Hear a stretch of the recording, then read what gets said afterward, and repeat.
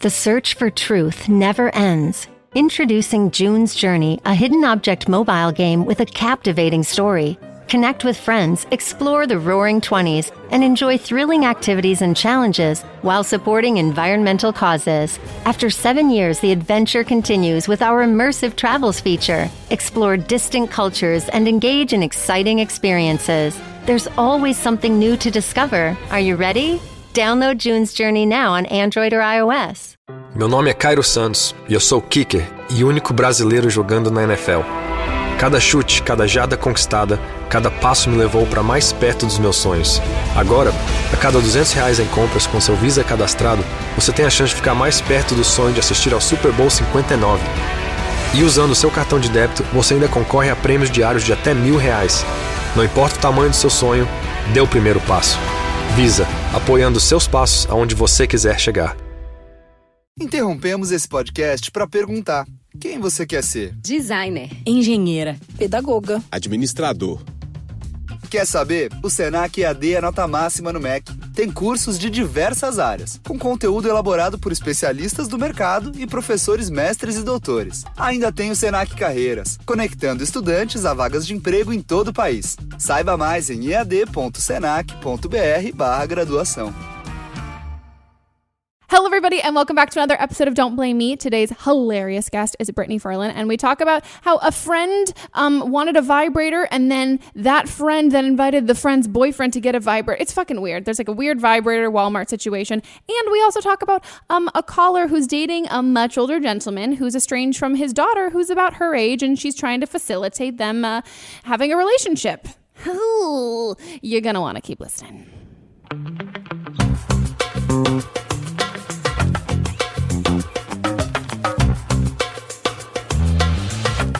Hello, everybody, and welcome back to a new episode of Don't Blame Me, AAA. Today's wonderful and hilarious guest is Brittany Furlan. hello. Wee, wee, wee. Yay. She's the greatest. You guys are really, they're in for some good advice. They're like going to be like, ew, why are you hanging out with No. Brittany? Guys, first off, anyone fucking says that, like, fuck you. I've also known you for a long time. Yeah, we've known each other. We've been through it. We went really through had some gnarly together. stuff. We're not going to say what We it won't was, say, we won't but say, we went but we through. did. And it's So not, don't be curious. weird. It wasn't a threesome or anything like wasn't, that, no. guys. It That wasn't would've like been that. way Yeah. better. That would have been like that would have been a way better better situation than what we went through. But anyway, moving on. Yeah, no, if anyone talks shit, I'll come for you. Thank you. I know you. That's what I Yeah. hate when people get upset about people. I'm like, no, but you're not allowed to say that. Yeah, it's like funny. It's Also, I'm people- super judgmental too. So if like Yeah. you were terrible, I wouldn't like Oh my you. God, I leave the room. She's like, what a fucking cunt. No, Everybody no. unfollow. Hell nah.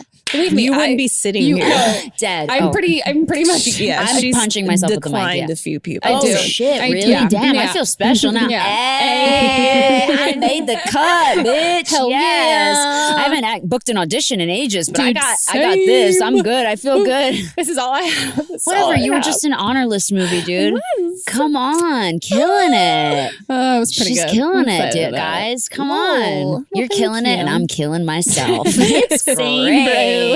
Same. Oh my God, please. Okay, guys. So this is an advice podcast where you guys call in, leave voicemails, and the number that you would call is 310-694-0976. Our international listeners email audio files to meghanpodcast@gmail.com, and we're going to give them advice. And also here is the lovely Melissa. Hello. Hey. I like your shirt today. Thank you. I Yeah, say that's a that pretty today shirt. as if we Yeah. haven't recorded multiple episodes in I'm one day. dead. Yeah. This is shirt number 3 Shirt for number today. 3. Yeah, I like your third shirt today. Yeah, This you. is like Nice. this podcast is like a Lady Gaga concert. It There's is. several Costume changes. change. Yeah. Costume, quick change. That's literally what's I love happening. it. Megan's gonna come down from the Meat ceiling dress. at some point. Yeah, exactly. Yes. Exactly. Out of a It's swan. perfect. I love It'll be it. so good. So, should we give some advice? Yeah, I'm ready. Let's do it. I don't know if I have to give the best advice, but I'll okay. try. They're not allowed to blame us. It's in the title. Oh yeah, don't blame us. me. Hey. Hi, Megan. So I'm 15. I live in the U.S. and I go to a tiny little high school where there's only about 48 students, and I'm about to be a sophomore, but this was freshman year, so now it's summer, so I have a break from this. But basically, so I had a dude that I was talking to for 3 months, and then he got with a girl and completely cut me off. We used to talk every single day because we both liked each other, but we both didn't really confirm that, and then he got with another girl, and then she broke up with him, so he decided to go back to me, and I accepted it because I'm desperate, and I was like, wow, I'm a big girl, nobody's gonna love me, so like, wow, he must love me, right? No. Okay, so we were together for a month, right? My friend at the beginning, my best friend, at the beginning, she was like, no, it's not gonna work, I don't like him, I hate him. Basically, from the beginning, she shot down the relationship. She was like, I'm not gonna be friends with you, or I can't like be with you if you're gonna spend all your time with him. You're not like, she didn't like that he sat at the lunch table with us, which, wow, I know high school, it's so stupid, but it's my life right now. And she was like, you didn't even, like, I asked, like, I was just like, hey, he's gonna sit with us now because, like, you know, he's my boyfriend, right? And so they didn't, like, I guess they didn't ask, and I should have. I did a lot of things that were wrong, obviously, but basically, we broke up a month later, shocker. And she, like, was just the whole time, she was just like, you were right. Or she was like, I was right. Like, there's no winning with her. So basically, every time that I bring up anything about a relationship now, or like somebody else, or if I'm interested in somebody, or I try to give somebody advice on a relationship, she always looks at me and she's like, oh yeah, you're one to talk, or something like that. Like, she's so bitter about it. And she's always just like, I was right the whole time. And I was like, great. That's great that you were right, but you know what? That was my feelings, and I was like, wow, I finally found somebody who's gonna like me, because I thought nobody would ever like me. And it turns out he was just kind of an F-boy, so it turns out he didn't like me anyways. So I was like, wow, you don't think how insecure I am about the fact that we broke up and all this stuff didn't work out, much less her constantly telling me how wrong I was and how right she was. And she's like my best friend, but I don't know what to do, because like, she's kind of the leader and everybody in my friend group follows her. So I feel like if I like confront her for like the third time, because I've confronted her so many times about it, but she keeps bringing it up, I feel like if I keep confronting her or I completely cut her off, I'm going to lose all my friends. And again, I go to a tiny school. So if I lose her, who am like, I don't know what else I'll be left with. So if you could just help me, because I really don't know what to do. It's sad, yet also somewhat comforting to know that all these years after I've graduated high school, it's exactly the same. Exactly the same. And it has to be worse, because now there's social media and you can't get away from it. No. Like, at least school sucked when you were there and you could go home and be like, it's over. Yeah. And your Razor phone couldn't do anything. Nothing. Yeah. Couldn't even barely text. I was like, how do I get to the app? Oh, God, press F 3 times. Yeah. Snake. Exactly. Snake all day. Snake 24/7. Guys, we're old. Okay, get over it. But yeah. Okay, first of all, this is some Mean Girls shit. It is. This is like Mean Girls century. And I will tell you right now, I don't know what your name is, but it does not stay like this. No, it doesn't. Like, it gets so much better after high school. And I know you're a sophomore, so you what, like one more year? Three more years. I don't even know how high school goes. I like went to 3 days of it. So you've 3 more years, which sucks. Yeah. But the thing is that, like, honestly, just I don't know how to say this. I had like one best friend in high school. Yeah. And I would just try to focus on doing stuff outside of school. Like, I would try to make friends. I would try to go to like poetry clubs or writing clubs or painting. Like, I was always very artistic, and I would make friends with older people. Like, I had like friends that were like, 20 and I was like 16, like just friends that like you don't have to rely on school to give you your social aspect. And I know there is so much of a social aspect in school, but it's not the end of the world. It's not. And it's just high school. I swear to God, as soon as you're out of high school, it you all won't goes remember away. any of it. Yeah. And you're like, whoa, the world sucks in high school. And it does. It's like being forced to work at a job that you hate with a bunch of people you hate. Yeah. In real life, that shit doesn't happen. No. If you hate your job and you hate the people that you work have with, control. You can change. leave. Yeah. In high school, you're like a prisoner. You're like stuck there. It's the worst. I would also say there's something that's so, and I remember especially in middle school, this was very clear to me, is the idea of friend groups. Yeah. Which is also a term that I don't know if anyone's used past high school. Like a friend group. Yeah, no. It doesn't happen. Like even now, it's not normal. No, like I have friends, my boyfriend has friends, and we have like mutual friends, but like we're not all rolling in one same First of all, the last time I had a friend group, like it was the most incestual thing in the entire world. Like everybody had hooked up with every other person. At some point, but there's something so I had the same best friend from middle school, and we had been best friends in 6th grade, and both of us were in the same friend group. Yeah. But as time kind of went on, that friend group from middle school that was like so strong and so great, it's not like any of us stopped being friends with each other. We all just stopped being like a group of 5 people who were friends. We had all these individual friendships, and those things have all lasted past that. But then there were girls who I was in friend groups with that I never really got to know. Right. And I think that like mob mentality of a leader and people who follow through with that. So gross. It's so toxic and it doesn't end well ever.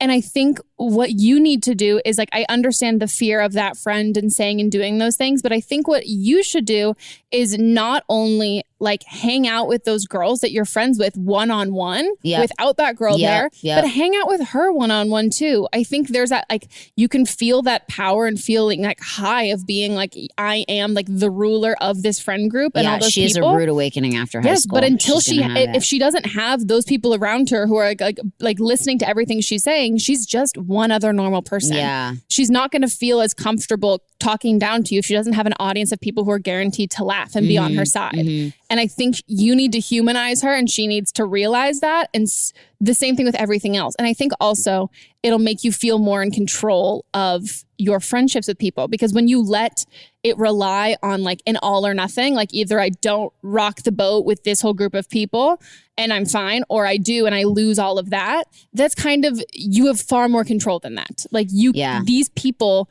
are individual people with their own opinions. Like you don't have to assume that they're just going to agree with everything she says. I mean, I get the follower mentality because that's what people do in high school and it's gross.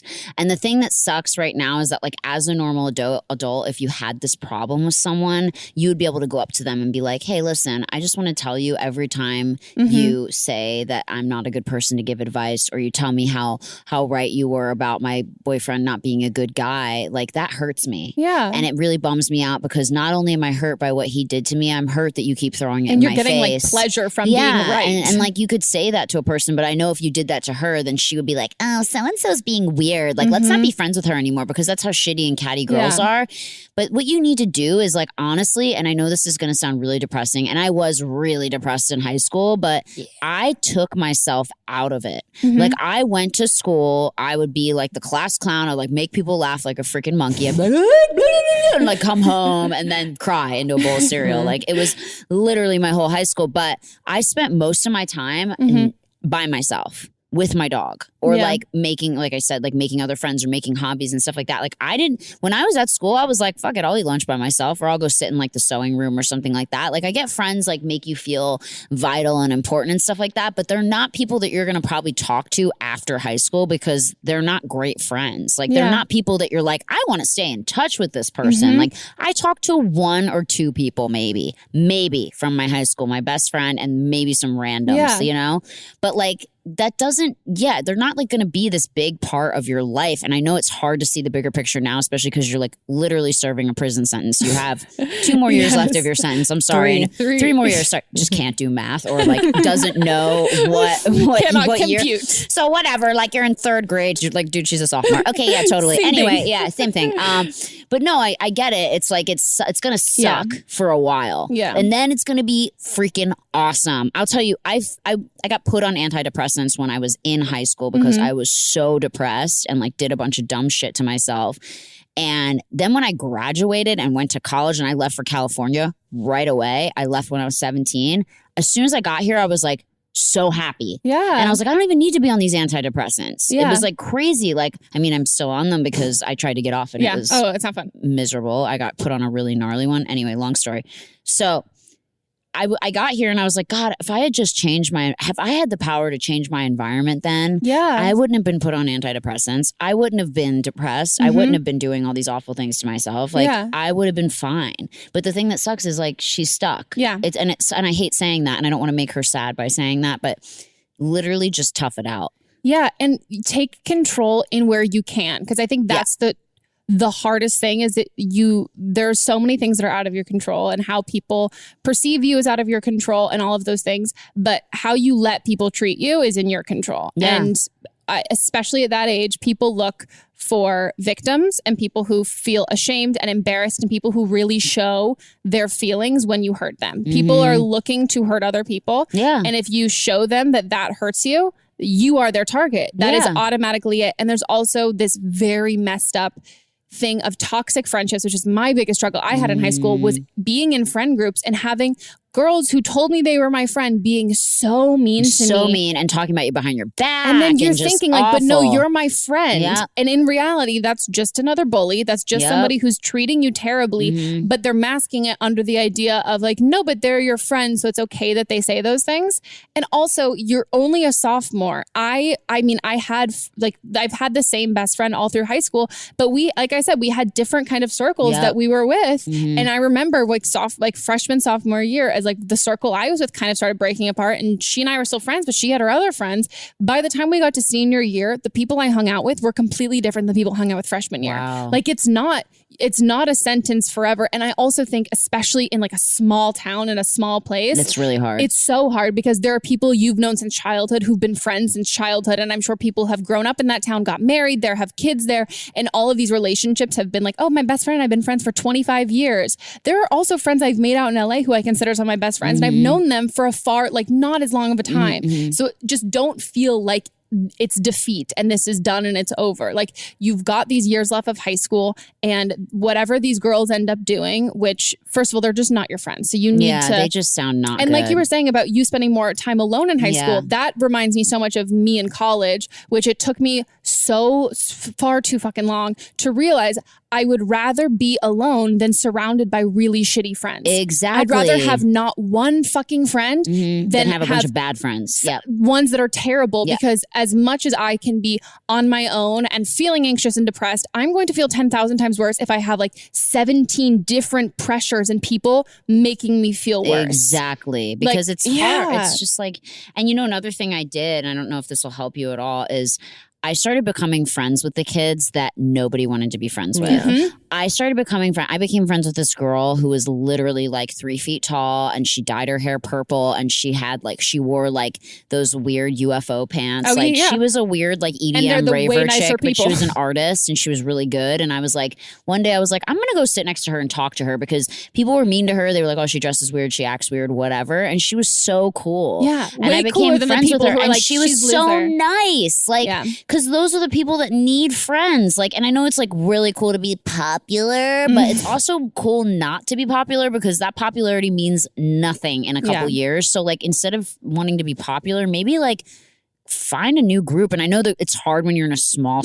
setting, because you kind of know everybody. But my school was pretty small too. I mean, not as small as yours, but like the people that you sometimes don't think that you could be friends with are the people that you can be really good friends with. Like I became friends with that chick, and I was like, this is so funny. It was just one day that I was sitting with her, and I was in an art class with her, and she was a really good artist. And I was like, I'm gonna like sit down and talk to her. And like I like sat next to her. I was like, so like what's your story? Like, where are you from? And like I got to know her, and then I still have this drawing she did of me. She was such a good artist. Cool. She drew me as a superhero cartoon, because she felt so grateful that I talked to her and became her friend, because she didn't really have any friends. And I saved it. And I think she's like a cartoonist now. I don't know. I have to like look her up. And watch Mean Girls if you haven't yet. Oh yeah, watch Mean Girls. You're Lindsay Lohan. Let's go on to the next call. Wow, this is great. This is like Lifeline, but like better. But way better. Hey Megan, so I'm 18 years old and from Eastern Canada. And so I'm basically just going to give you a backstory of my history with boys so you can understand my question. So when I was 14 to 15, I dated the nicest guy ever. And after 10 months, we had sex, but it was so short and awkward and horrible. And after we broke up, I liked a new guy to my town that everyone was obsessed with. And he was 2 years older than me. And so naturally, I was like stunned that he was actually into me. And then right from the beginning, I had like the worst feeling about him, but I just kind of ignored it. And this was like right before I was turning 16. And so like after probably the first time we hung out, we had sex, and I never said no, but I also never was like saying yes, obviously. And also he was just 2 years older, and I just kind of thought that was what it was expected from me. Every time we had sex, I never really felt comfortable and would just kind of make him do everything, because I was so scared of messing up and so scared of him telling everyone that I was like a slut or something like that. So this went on, and he started like kissing my best friends in front of me, but telling me it was friend kisses. I don't know who the fuck like kisses their girlfriend's friends and calls it friend kisses, but anyways, so I broke I broke up with him, and then 2 days later I walked in on him and my best friend was giving him a blowjob. So that kind of scarred me. And then I later dated someone my own age while I was 17, and I felt okay having sex with them because I kind of knew that they were way more into me than I was into them, and that if I did anything wrong, they would still be like madly in love with me. I broke it off with them, and I started friends with benefits with this one guy who was a hockey fuckboy, typical Canada, and he was a year older than me, and we only had sex 2 times, and the second time he just kind of stopped and got up, and then completely ghosted me. And finally, the 5th person was just some random hookup, and once again, I was so uncomfortable, and he also just randomly stopped like the other guy. So basically, my question is, how do you become comfortable with having sex and not feeling ashamed or gross for actually enjoying it? I am completely comfortable with my sexuality and with myself, but I'm way too embarrassed to admit it and show it. So I just always end up completely frozen. And I'm also even too worried about being bad at something to even give like a hand job or a blowjob. And I'm not sure if this is because of my fucked up experiences or anything like that. Anyways, if you could just give me some advice on being comfortable and confident, that would be awesome, so I don't just end up freezing in every single sexual situation for the rest of my life. Anyways, thank you.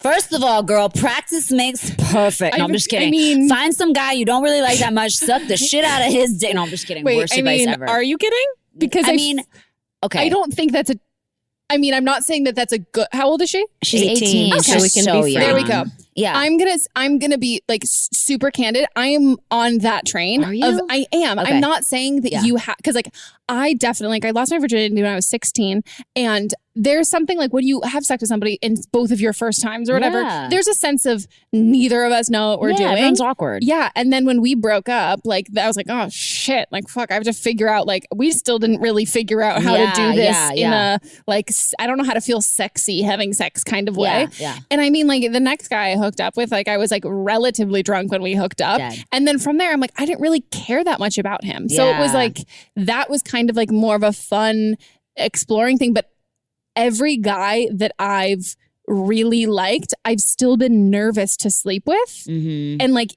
there is something about, like, first of all, you've definitely been dealt a bad hand when it comes to sex so far. Like, this is like, dude. And I really want to say this right now, because this was really important to me, and I noted it when you said it, is that please don't ever sleep with anyone or do anything that you do not want to do. Please do not ever let a man make you feel like you have to give them a blowjob or you have to fuck them because they're going to do this or that. No. Or that you feel special because he's older and that he has interested in you. Like, remove yourself from the situation. I don't care how uncomfortable it makes you. I do not want to ever hear a woman say, I felt obligated or I didn't really want to do it and I did it anyway. No, girl. Like, please do not ever do that to yourself again. If you don't feel like doing it, make something up. Be like, you know what? I'm actually not feeling that well. I'm going to head out. My mom's calling me. Or be honest and be like, you know what, dude? I'm not feeling this. Like, I'm not feeling it. I'm going to leave. And then what's he going to tell people? Oh, she just got up and said she wasn't feeling it and left. Yeah, she wasn't feeling it, dude, because you're lame. That's why. And who cares what people say? Like, that's your private, that's your body. Like, you should never let anyone in your body that you don't want in your body. Like, that's not cool. I mean, I get the pressure because, I mean, it's obviously with all this Me Too movement. Yeah. There's a lot of women, and especially in Hollywood, who felt the same way you did and were like, oh, well, I don't want to say no to like this or that person because they're powerful and they're going to taint my image or whatever. But like, you got to put yourself first. And you have to put faith in the other people around. First of all, like, so off, like, there's definite mixed signals and stuff, but like, if you say you're not comfortable with somebody and that guy starts pressuring you, if that guy's friends back him up or anyone else around him backs him up, that is somebody who's like corroborating a guy who wanted to have unconsensual sex. It's not a matter of you're not being chill. That's like, oh, they're misogynistic assholes. Yeah, don't let them make you feel that way. And you also need to know, like, be okay with or just have faith in the fact that there are good people in the world where if you walk away from something and say no, and also if something makes you feel uncomfortable in the moment, swear to God, it will not get better. Like if you feel uncomfortable in the moment, 7 years later down the road, you're not thinking like, I am glad I went through with that. You're like, no, this makes me feel sick to my stomach. And it's a sick memory. And then it makes it worse every time you have sex after that because you're reflecting upon how bad it was. And then you start getting upset with yourself for thinking that this is your fault for having done this. And I think it's like a lesson that everybody can learn no matter how old you are in life is that if you're not into something, you need to follow your intuition and you need to know that like when you hook up with somebody, it's normal to feel like nervous and excited. Course, But if there's anything that isn't sitting right with you,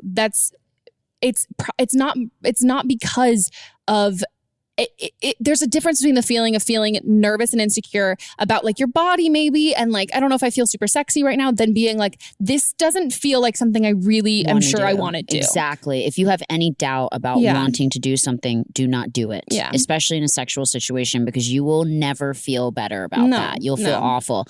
In terms of learning how to be good at blowjobs and fucking all this shit. I mean, personally, I watched a lot of porn growing up. I was very I'll be honest. I watched a ton of porn. I always watched porn. I don't know why. I was a very sexual child. I masturbated at a young age. Like I was very open with that. And like, I mean, not open, like I didn't tell people, but like I was very like with myself sexually. I was very comfortable and like, but then the first time I didn't have sex till I was 18. I didn't have sex with someone else till I was 18 years old. And I freaked out. He had a condom on. And I was like, I'm pregnant. Take me to the hospital. Like I was so weird. Okay. But here's the thing. Like you get used to it. The more people that you experience with, I mean, you're only 18 years old. No one's going to be in bed with you and expect you to be like Jenna Jameson. Okay? Also, none of those people you're going to be in bed with are probably super great either. Exactly. Like honestly, it's not that hard to fuck. You can just lay there if you want to or bend over or whatever. And also these guys will not know the difference. Exactly. It's a warm hole. It's a warm hole. Like you throw flour on it and find the wet spot. They also last like 10 seconds. Exactly. So, I mean, just if you want to feel like you want to learn how to give blowjobs and stuff like that, I mean, watch some porn, like, I don't know if you have a vibrator. I don't know if you're living with your parents or whatever. You don't want to do that. Like find something to practice on or just watch. I mean, learning visually, it's easy to learn from watching that stuff. I don't know if you have access to that. But another thing is like maybe like Megan said, like the guy that you were dating who you weren't like that into, but you felt comfortable and like you had control. Like those are good people to like when you're in that relationship with someone like that to practice with. Because it's like you're not worried about them judging you or whatever. And no guy's going to like give you a hard time for trying to give him a blowjob. I mean, as long as you don't bite his dick off, like usually guys are like pretty excited for you to put their wiener in their mouth. Yeah, like there's this fear that not knowing or being naive and not experienced like isn't sexy. But I think there is some like some lot of guys get turned find on it sexy by that. If you're like, what do you like? Like tell me, and you can twist that instead of being like, hi, I don't really know how to give a blowjob, and like make it be like, it's like, what do you like? Like what do you like, and say those things to him. Because first of all, every guy wants a good blowjob. If that means giving you like 3 bullet points of telling you what he's into, because also people are into different things and like other like different things.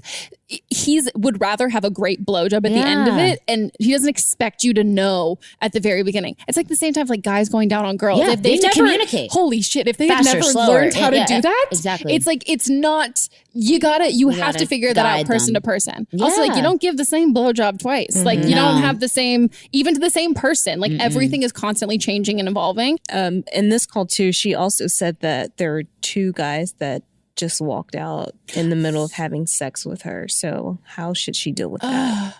That's what on does them. That mean? What a fucking loser. Like that's so lame. Like clearly they just wanted sex from you and they weren't like getting the kind of sex that they wanted. So screw that guy. Like it's also clear, like that's a guy to me that sounds like a guy. First of all, not a stand-up guy, but also a guy who's not experienced either. Yeah, do you know exactly. What I mean? Like he should be trying to make you feel comfortable. Like if he's getting signs from you that you're not comfortable, he should be trying to make you feel comfortable. Or maybe he was getting signs that you didn't want to do it and he was like, I'm just going to walk away, you know? Well, I think the biggest sign of immaturity is when someone goes into sex being like me. Yeah, like the biggest turn on should be how much you can like what you can do to the other person. Like that's the biggest turn on. And when that's not happening, it's just, I don't think it's like sex really worth having in that sense. I also just want to stress, not to like single her out and make her feel bad, but like this is not going to be all of her sexual experiences. No. Like you've definitely had like 5 shitty ones in a row. Yeah. And this is not something that you're going to have to like deal with all the time. So you're feeling insecure about all of this. Like you can completely pinpoint where all this came from. Like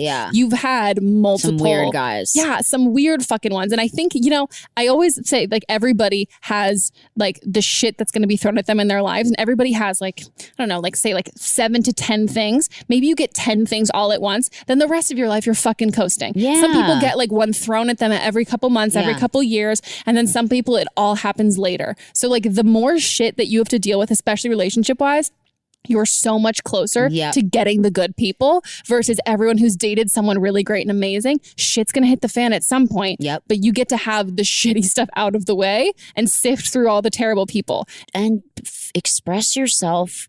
Experiment with yourself. You know what I mean? Masturbating. Okay, I only really got into masturbating because I heard Oprah talk about masturbating. Yes, it has to be on YouTube somewhere. There's like a clip of Oprah like interviewing the woman from like the National Board of Health. Is it Dr. Ruth? The Asian, wasn't she an Asian lady or something like that?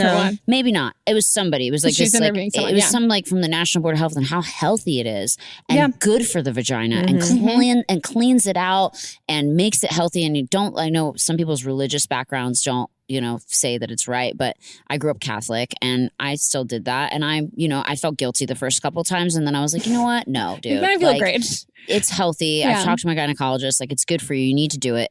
You learn about yourself and you learn to be more and more comfortable in the bedroom. You also learn, I think, how to be more independent and less dependent on men for like sexual pleasure. Exactly. And sexual satisfaction, confidence sexually. Yeah, and that gives you confidence too, because you're like, oh, I don't need your dick. I can fucking get pull this one myself out off. here. Yeah. Mine's pink. It's even better. And way cuter than you. Yeah, it's got like sparkles on it and shit. Yours is all fucking veiny and looks like a sad Muppet. Yeah, like it's kind of crazy. Exactly. Yeah. So I think we covered that. But yeah, know that you're gonna get some good ones soon. For sure. And masturbate. Yes. Okay, I love it. On to the next call. God, we're so similar. So the same. Isn't that crazy? Hello. I'm 26 years old, and my boyfriend is 13 years older than me. He's about to turn 40 in a few days. And I absolutely love him. He is who I want to spend the rest of my life with. And I want to have babies with him as soon as possible because I'm like baby crazy, but that's beside the point. My boyfriend actually was 16 when he had a baby.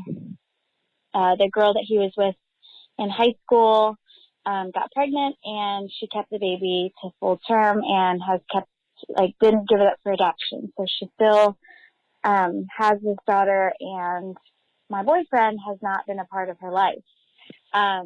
For the first 4 years of her life, he was there, but him and the mother had so many disagreements that it was really hard for them to agree. And they did go to court over visitation rights, and for a while she was agreeing to them. But once she got a new boyfriend, she kind of edged him out. And there was kind of nothing he could do at that point. He didn't have any more money to be going to court anymore, and he was in college, so it was really hard for him to fight for her. I know he probably could have fought more, but he didn't. Every year he has written to his daughter, although he's had to send them to the mother because he doesn't know how to get them to the daughter. And who even knows if the daughter's ever seen them. The mother just says she'll write you when she's ready, or she'll contact you when she's ready. My boyfriend tells me about this story before we start dating because he wanted to make sure I was okay with it. And I told him, of course, I'm okay with it because I want to be with you. So I look for his daughter on social media, as many of us would do these days, and I find her. She is only 3 years younger than me, and she's a dancer just like I am, so we have mutual friends. I reached out to our mutual friend, and she refused to help. So now I kind of don't know what to do, and I really want to help him get in contact with her because I want to have kids with my boyfriend, or whenever we get married, and they will be my kids' half sisters. So I really want this to happen, but I don't want to overstep because this isn't my life. This isn't my daughter. So I don't really know how to help him get in contact with her. He doesn't have social media, so she has no way to reach out to him in that capacity. But we do follow each other on social media, me and his daughter. So it's very strange. So if you have any advice, I'd love to know what I could do to help him. Well, I could definitely speak on this. Oh my God, great. I can't at all. My fiance is 56. He has an ex-wife. His kids are 22 and 20. And I will tell you one thing right now. Mm-hmm. People get really mad when you get involved. That's what I was. And I hate to say it, but it's like I came in the picture and I had a great relationship with the kids. And, I'm only 10 years older than them. And, I would help, the one with auditions and whatnot, and everything was fine. And then one day, like, it was just like flipped, like some crazy stuff went down.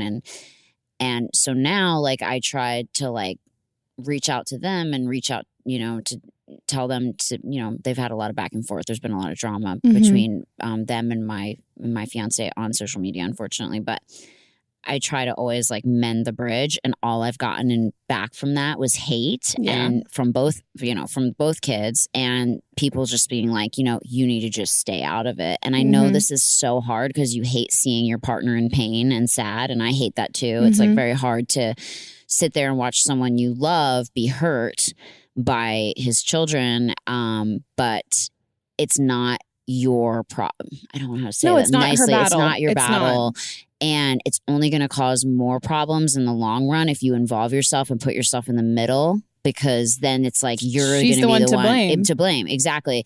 I think it's really between your boyfriend and his daughter to work it out. And as much as like, I think it's great that you guys follow each other, because that shows that she's like supportive of you. And I think it's wonderful that, like, I don't know if you've reached out to her and just said, hey, I'm dating your dad and he really cares about you, and it'd be nice if we could all grab lunch or something, and like kept it really light and like that. Like, that's fine. But then after that, like once they connect, you might just want to take a step back, because if anything goes wrong with that, you're just going to be the one that gets the brunt of it. I've gotten so much hate on social media from people who are like, you haven't been in their lives long enough to comment on this and blah, blah, blah, blah, and all this stuff, even though I lived with them and was there, when those bad things happened, it happened right in front of me. And I was like, I guess it's just really hard to stand back and watch someone you care about be hurt, but you have to kind of just take a back seat to this and let them figure it out, because it's just not your place at this point. You know? And she also, I think the advice I had up until when you said you guys follow each other on social media was, if her mom had potentially hid her dad from her from her whole life, and she didn't know her dad was trying to get in contact with her, but if she follows you, her friend said, no, I'm not going to help you with this. Yeah. I'm 100% sure her friend asked her, and then she said no. You have to give her the choice. Yeah. And it is 100% her choice if she wants to have a relationship with him. Yep. And no offense to him, but it is all on her if she wants that. Yeah. It's all her just decision. Because he is her dad and he did fight for her and wanted to be in her life before, it didn't end up that way. He wasn't there for her. And if she doesn't want him there, that's fine. But that's her call. Any hurt that he feels from that, he needs to deal with on his own. And not put on you either. No, exactly. Yeah. And like, it's putting you in a position where now I also feel like as his girlfriend, like, it's so sweet that you really want to help him and all that stuff. It's really sweet, and but I get it. You found them on social media. Can't he make a social media account and like take some initiative there? Like, there's something a little twisted to me where I'm like, okay, he doesn't have social media, so you're the one contacting them. I'm like, if he really wanted to like reach out to his daughter, he'd make a fucking Instagram. Yeah, it's not that hard. Or, even get her email or whatever. Yeah. There's got to be, there's just so many ways to reach people these days. Facebook, whatever. Yeah, exactly. Yeah. Yeah. The daughter's 23. So he could have reached out as soon as she turned 18. Yeah. And like listen, if she doesn't want anything to do with him, you need to just accept it. And there's nothing she can say that's going to make her be like, oh no, I do want to. And just because he's her biological father, he wasn't her dad growing up. Do you know what I mean? Even if he wanted to be. Yeah. And like, it just didn't happen. Sad. And she lost out on having him around in the early parts of her life. But if she wants him around in the later parts of her life, that's on her. She gets to call the shots, not him in that situation.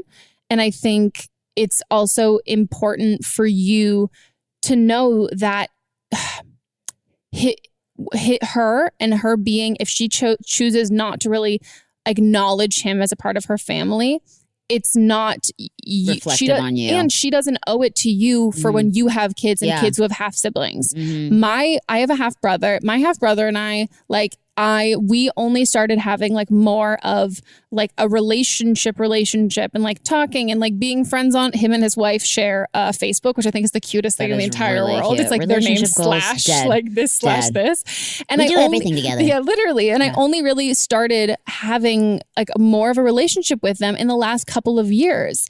And like growing up as a kid, you're really kind of at the mercy of what the adults in your life let you in on, and then also like who they let you have relationships with.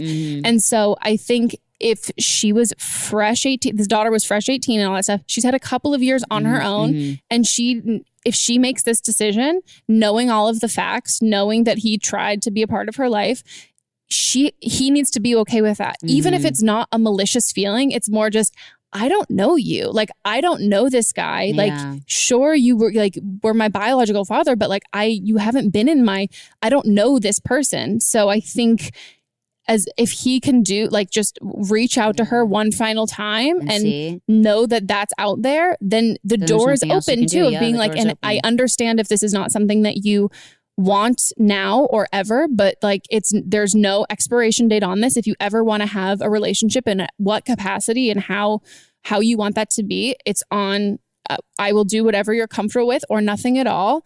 And then from there, I think you guys need to drop it, because she's got her own life. And you have your own lives together. Yes. And you just started on this, you just started this journey with him, and you focus on your life with him. Like, make a beautiful life with him. Yeah. And she has nothing to do with your future kids. Exactly. And you just got to let him, let his actual desire to be in her life. You need to let him show that. Yeah. Otherwise, it's not your job. And for her, as if I was the daughter, I would be like, my dad wants to fucking talk to me so much. Why is his girlfriend reaching out to me? Yeah. Like, why aren't you doing that? And I know that that's coming from a place of maybe it's hard for him and all that, but you also have to like let him. Yeah. Yeah. If you really want them to have a relationship, he needs to do the hard brunt work. Okay, guys. While Brittany texts, you guys can't see it unless you're watching the video. Yeah. We're going to go on to a quick break.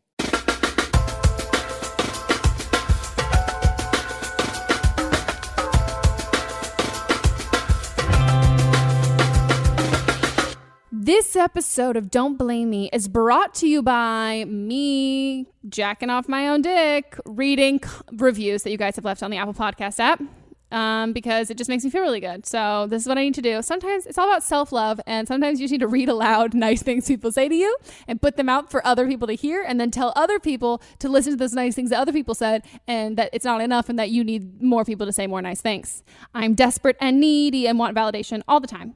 So this review says love, love, love. Can you tell why I picked it? Also, it says love like with a capital L and then the lowercase, then love in all caps, and then LUV. So I get it, like switching it up.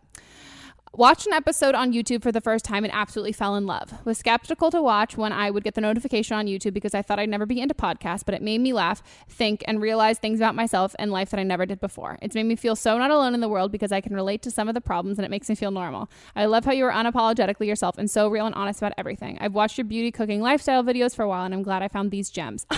Thank you so much. I wish I could like read out loud how many exclamation points there were, but I just feel like that's a little too much. Also, as I read this aloud, I was like, fuck, I'm just jacking off my own dick here. But seriously, guys, it really does mean a lot. And I love to know what episodes you guys really gravitate towards, which guests you really love, the kinds of questions that you love.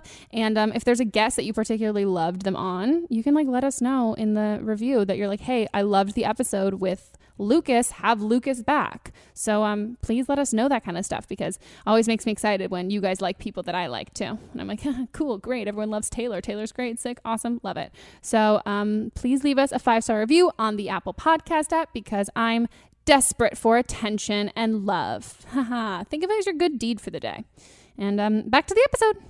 Oh, Megan, you got me in the eye. With my jizz from my penis from jacking myself off with compliments. Compliment cum.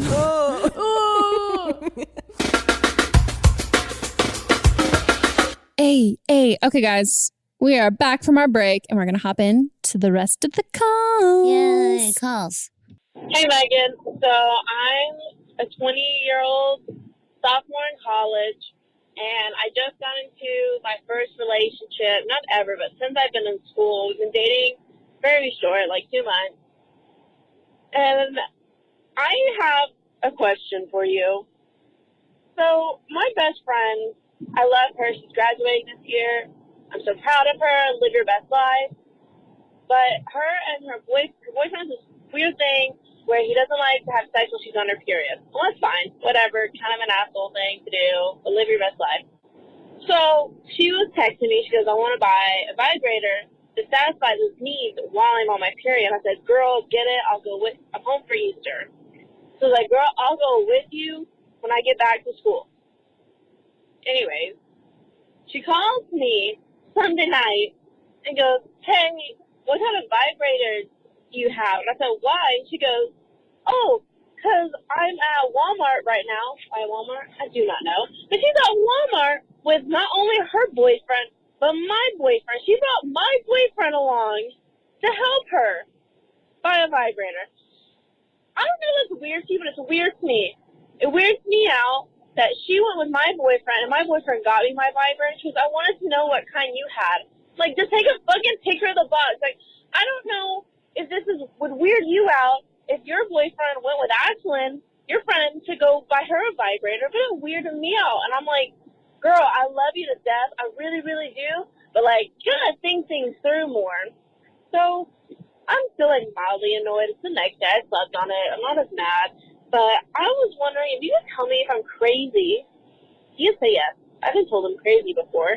But tell me if I'm crazy for thinking that the first guy I've been in love with in like 5 years, I think it's weird that she took him to buy a vibrator with her. But wasn't her boyfriend with them too? Yeah.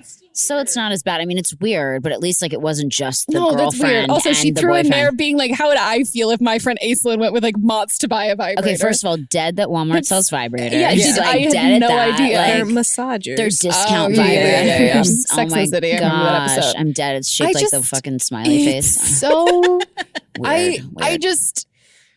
I wanted like it would have been really bad if it was just your boyfriend and your friend. But like it's But a the weird enough boyfriend's friend was it. situation that like wouldn't your fiance text you and be like, hey, so hit me up to go vibrator shopping with them? I'd be like, what the fuck are you See, doing? but Get out of he here. would text you yeah, that, he would right? totally text because me it and is ask super me. weird out of It is the weird. blue. It is weird. So I would say like even like my boyfriend would even say like if someone like a friend of my friend or like my friend's boyfriend he had never met followed him on Instagram, he'd call me like, hey, someone follow me on Instagram. Can I accept this? Not even like a permission way, but I think like I'm just so curious why you found out through your friend and not your boyfriend. Like, yeah, that's not cool. And I think it's more of an issue with your boyfriend. Like, I'd be like, why'd you even tag along for this? Unless your friend invited your boyfriend. Or maybe the boyfriends boyfriends were are hanging friends out? and they Okay, were yeah. hanging out That's and the they thing. like went to Walmart. Okay, so that's not as bad. oh, If maybe it they was- went to Walmart and they didn't know she was buying a vibrator. If the and she's like, I'm getting boyfriends a are vibrator. friends and they were just all hanging out and went to Walmart and it just happened to be she was like, oh, let me get a vibrator. That's not weird at all, and I wouldn't be mad at that. No, because completely. if they're friends, like just let it go because they were probably just all chilling. You know what I mean? If he was like unassuming and went into this Yeah. and didn't know that the goal was like buying a 'cause vibrator. sometimes that happens. Like you're all just hanging out and you're like, let's go do some shit, and then you're like, whoa, this place has vibrators. I mean, that happens to me all the time. Every day. me. In Palm Springs, downtown Palm Springs, you always wind up, you're like, what is this store? I met a subscriber in a sex store in There's Palm like these- Springs and I was like, she's like, let's take a picture. I'm like, let's go outside. Retro vibrators. You're like, what is Yes. this? Weird. Anyway, yeah, that's the best advice I could say. And if he treats you well, if he's a good boyfriend, you know he's not shady, he's not doing anything weird. Yeah, and I also think, like you said, her boyfriend was there too. So I don't get like suspicious vibes from it. No. I just get kind of like weird mood vibes from it. Where I'm kind of like, don't you feel a little awkward about that? Like, it's just a little. To me, it just sounds like 3 people who didn't know what situation they were getting into. Exactly. They probably went to Walmart to get like sandwiches or snacks or something. And then she was like, oh shit, I could get a vibrator here. Oh, shit, I'm on my period. I need to fuck myself. Yeah, it's weird. So yeah, I would say that. I mean, I think like the best thing to do would be to like ask how it happened. Like ask your boyfriend. I mean, you could ask your friend too, but I would especially start with your boyfriend. Be like, so how did that come about?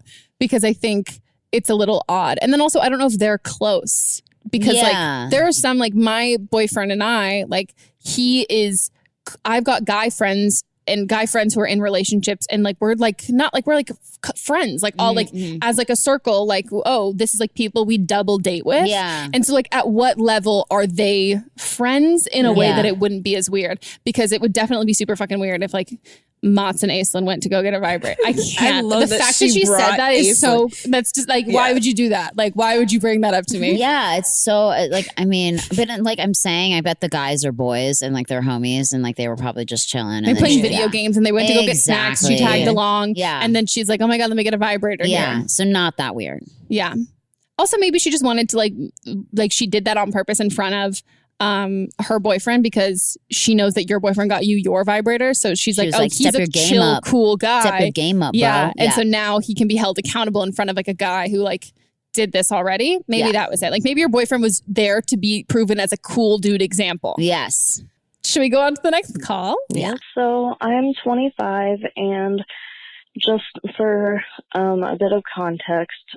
So like 2 years ago, I had a fuck buddy, like for real, like we didn't have feelings, any of that. We would just have sex sometimes and then like leave.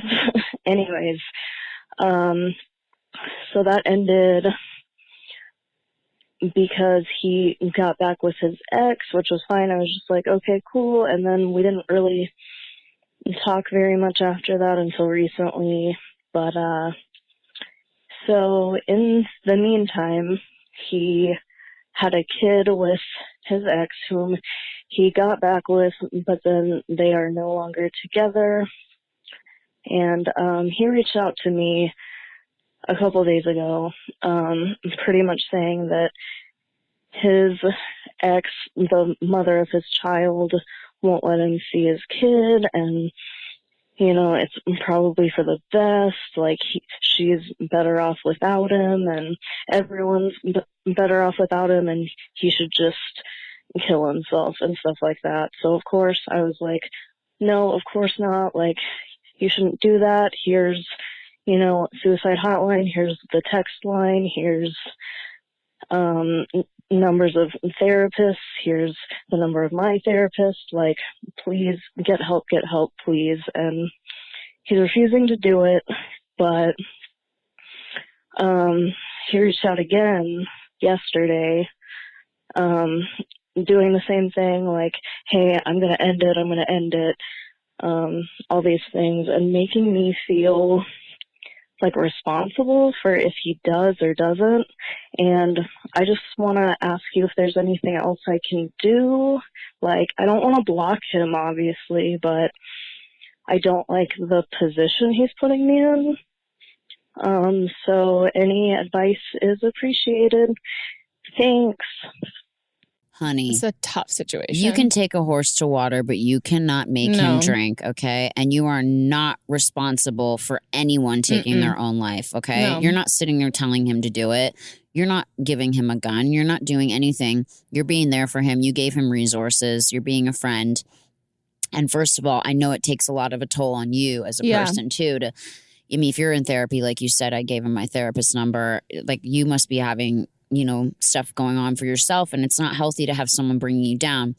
Number one. Number two, a lot of people who say they're going to kill themselves constantly usually don't. Like, I grew up with someone that used to say that all the time as a way to manipulate me, and I let it really affect me, and it really screwed me up for a long time in my life. And then obviously they never did it. They're still around. Yeah.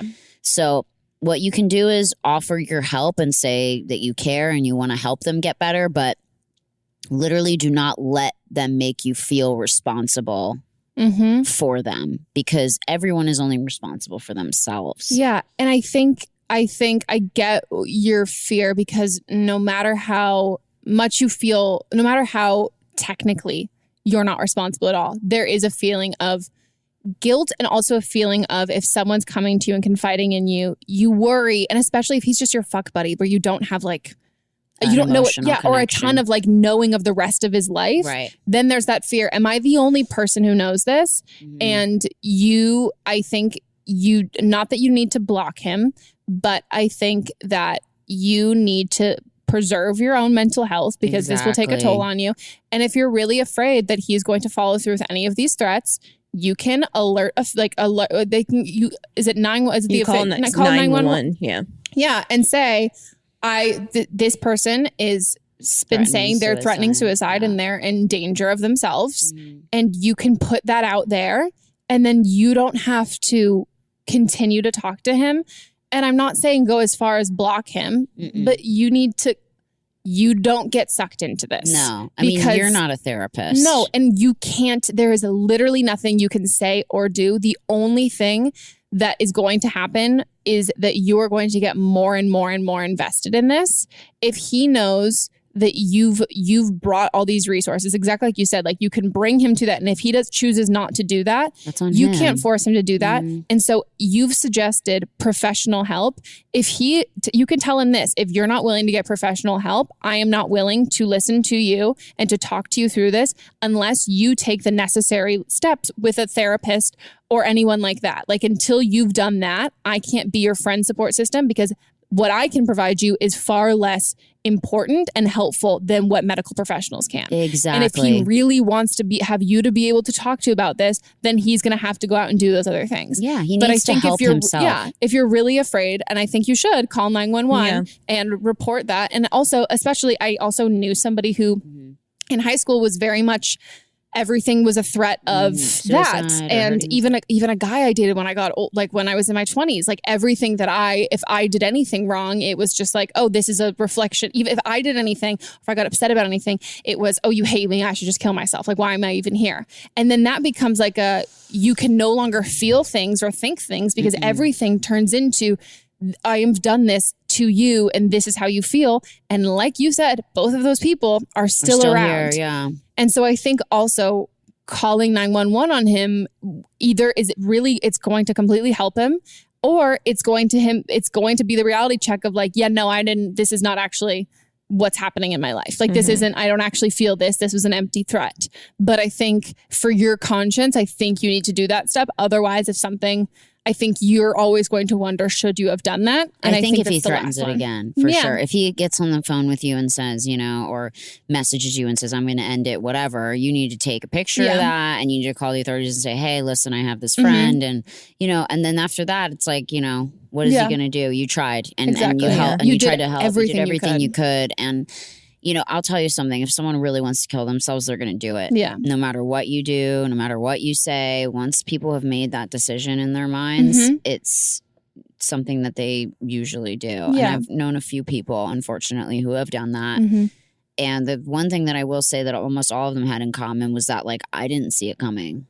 Yeah, well, and a lot of them are very to themselves and very quiet, and they don't usually tell a lot of people. Yeah. I mean, you'll see maybe they're sad a little bit, and it's not everybody, but I mean, like the people that I've known, it's people who kind of kept to themselves, and they made sad posts here and there, and then it happened. They didn't warn anybody ahead of time, or they didn't reach out for help. I mean, it's important that he's reaching out for help. I think that's a good sign that he, really does not want to do it. He wants someone to know that he's thinking these things and hold him accountable. And know that someone's there for him. I feel like he's lonely, and he's just using really extreme measures to feel comforted. Yeah.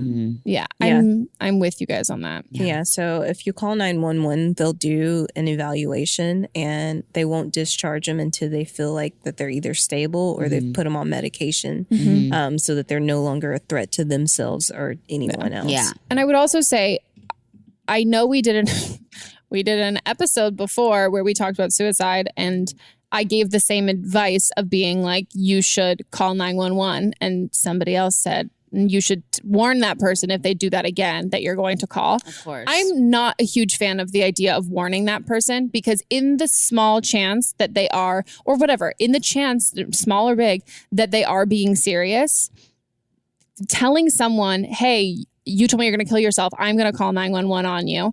There's a chance that can send that person over the edge because they don't want that. True. That's So true. I think you need to assess the situation, and without freaking somebody else out by telling them that you're going to do this. It's like I was going to make a terrible analogy. I'm not going to make that. I caught myself.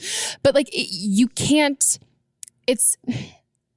suicide is something, I mean, mental health in general, there's so many people, and I say this as somebody who like constantly is struggling with mental health. So many people deal with the same things, and they deal with them super differently. Everyone. Some people are predisposed to being very depressed and having suicidal thoughts, and they can go through the same things as somebody else, and somebody else can be completely fine. It's not necessarily, there's situational depression, there's clinical depression. Your situation doesn't, like your actions don't result in that. Right. That's something too, like you need to treat this as a situation. Like this is somebody, if this is all real and like this is how he's really feeling, this is somebody who these feelings would have been brewing for a while. This is like a sense of worthlessness that might not even have started from the issue with like being around this kid and all of that stuff. But you need to treat it delicately and not in a blamey kind of like, hey, if you do this again, I'm going to go call the cops on you. Don't be mean. Don't be rude. Obviously, the person's hurting and struggling, but definitely draw your boundaries with yourself because you don't want to be pulled into something where it starts affecting your mental health. Like I mean, I've seen it happen to so many people. Like it happened to me when I was a little girl. I had someone in my life who was constantly threatening suicide, and I used all the strength in my whole body at like 6 years old to be like, please don't, please don't, please don't, you know, but begging them, and I'd cry about it and like scream and plead with this person, and they're still here, and I have an anxiety disorder. And I'll have it for the rest of my life, you know? Like it's like you have to really draw lines and know what you're capable of doing. Exactly. And you've done more than what you're more than enough, and know that like you've been brought into a situation, but it's not your responsibility, and you've done so much for it. Exactly. Oh, it's a tough one, and That I'm is sorry really though. hard. Yeah, sorry you're going through that, dude. Sorry. Not cool. Not fun.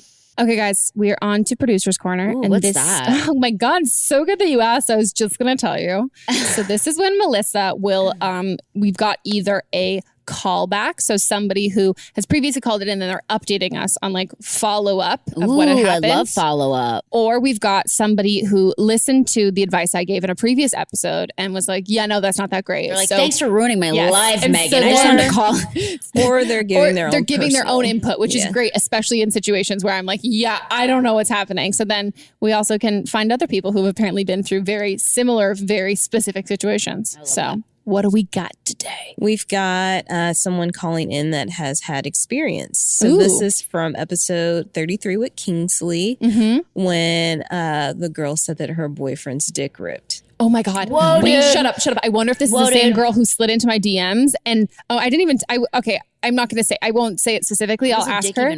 But that was my question. So I had mentioned on the podcast, and then she DM'd me and she goes, girl, just listen to the podcast. Like FYI, yes, a dick can rip. And FYI, my vagina did rip his dick. And then I was like, wait, will you tell me the story? And she's like, well, how detailed do you want me to get? And I was like, very fucking detailed. And she sends me all of it. So I'll ask her if I can, I'll DM her and see maybe for the next I wonder episode. if this is her. I wonder. I'll know if it's a similar dick situation. So, I'd say like 6 months ago, my boyfriend and I had sex without a condom. We're 18 and 19 years old. And his dick ripped, and it actually ripped inside of me, and he bled inside of me.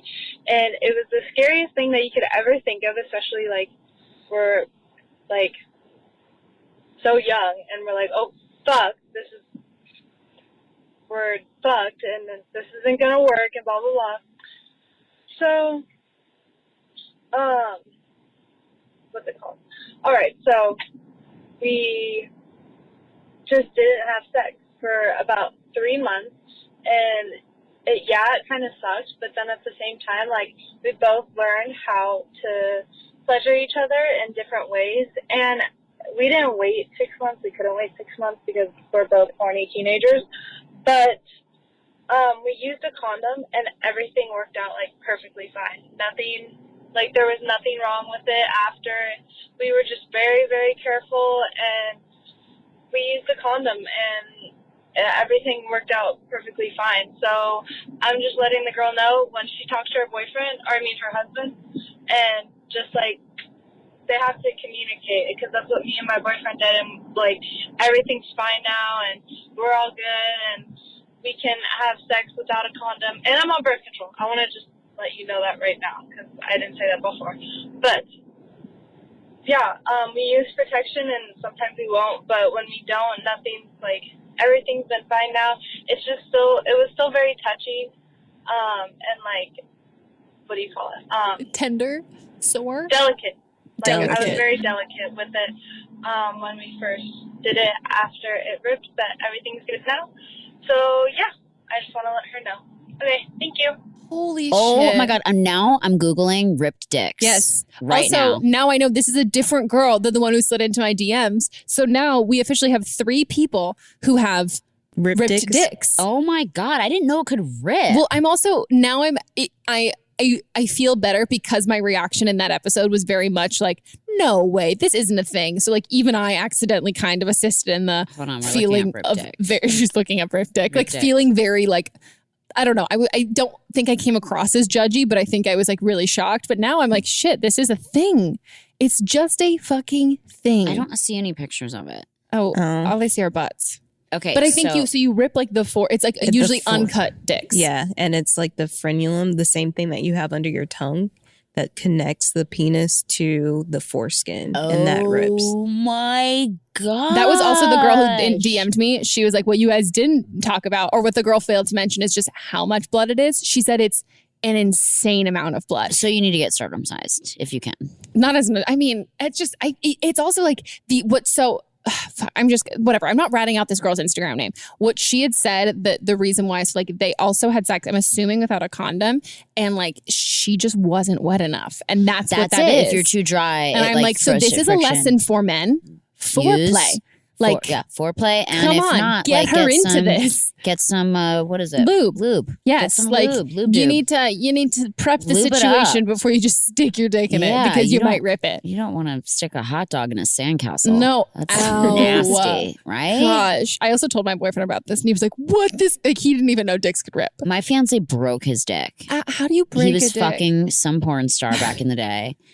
And fucking her from behind, and they were fucking ramming. Oh, and she turned a little bit, and he pulled all the way out and went, fucking broke it. He said, like an arm. Yeah. Like it breaks, and it gets black and blue, and it's swollen, and he couldn't fuck for 2 months. Yeah. Like that's like a situation you cannot fuck. Yeah. Like he couldn't even barely You couldn't pee. even get hard. You can't get hard. Nope. He couldn't even break it. So you just have like a swollen, flaccid dick. It's purple.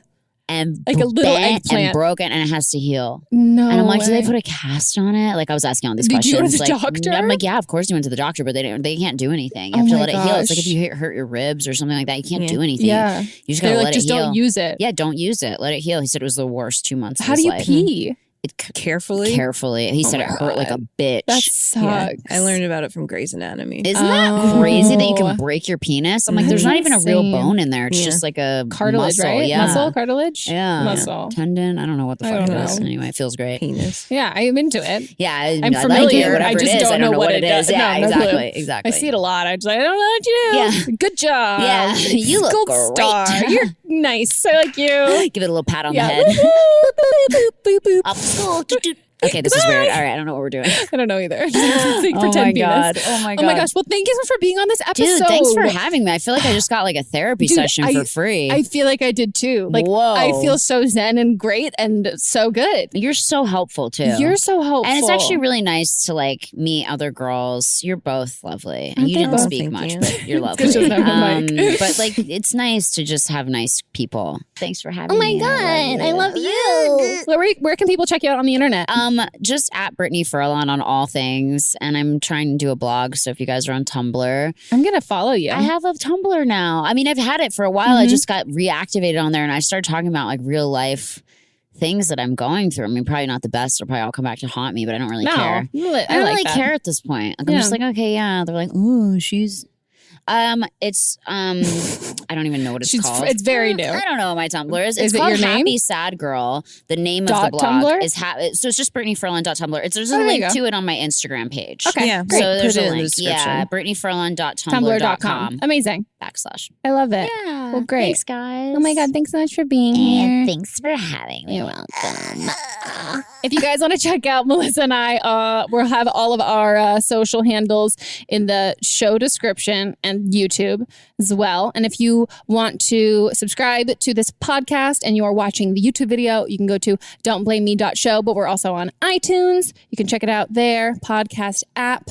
And if you're not an Apple user, go to don'tblameme.show. Figure out where you can listen to us. Subscribe, guys. Get it in your phone or your device immediately. And then if you haven't watched on YouTube, go watch it on YouTube because it's great. Yay! And thank you guys so much. And we'll see you next week. Goodbye.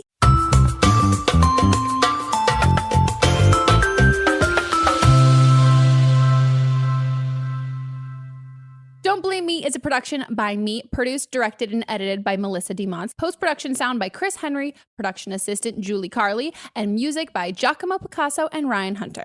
I'll see you guys next week, and don't blame me if your life, completely fucks up before then. Oh.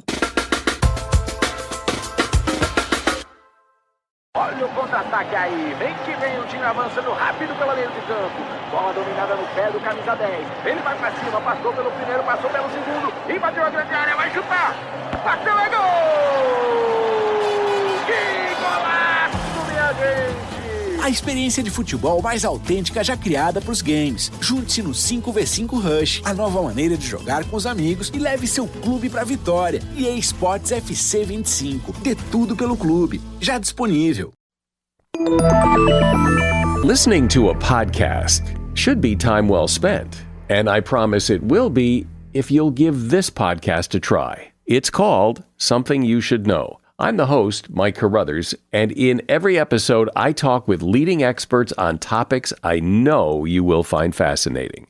From why people can't keep secrets, what your favorite music says about you, why your pet acts in strange ways, and so much more. Something You Should Know is designed to give you information you can use in your life and give you great intel that you can share with others. I'm told it's a binge-worthy podcast. And with over 1,000 episodes, there's a lot to binge on. Something You Should Know has been ranked in the top of the Apple Podcast charts consistently for a long time. I know you're going to like this. I just need to get you to try it. Something You Should Know. It's available wherever you listen to podcasts. Contained herein are the heresies of Radolf Buntwine, erstwhile monk turned traveling medical investigator. Join me as I study the secrets of the divine plagues and uncover the blasphemous truth that ours is not a loving God, and we are not its favored children. The heresies of Radolf Buntwine, wherever podcasts are available. What's up, everyone? It's Noah Daniels. Hey, y'all. I'm JJ. Hey, guys. It's Kat. And we're your hosts of the Real Hauntings podcast, where we bring on guests who share their first-hand encounter ghost stories and supernatural experiences. Now on to the trailer. I've been warned to not tell this story, but I think because of the way it ends, it's okay to tell this story, because some people say that with certain entities, to speak of them or talk about them or in any way portray them as powerful will attract them to other people. The creepiest thing about it to me is a lot of times it would wait for me to notice it. It would just lay its arm out like this, and then I'd be like, where is it? Where is it? And then I'd see it, and then it would just slither back. For more information on the Real Hauntings, Real Ghost Stories podcast, make sure you check out Real.fm to learn more about our podcast and many other amazing podcasts.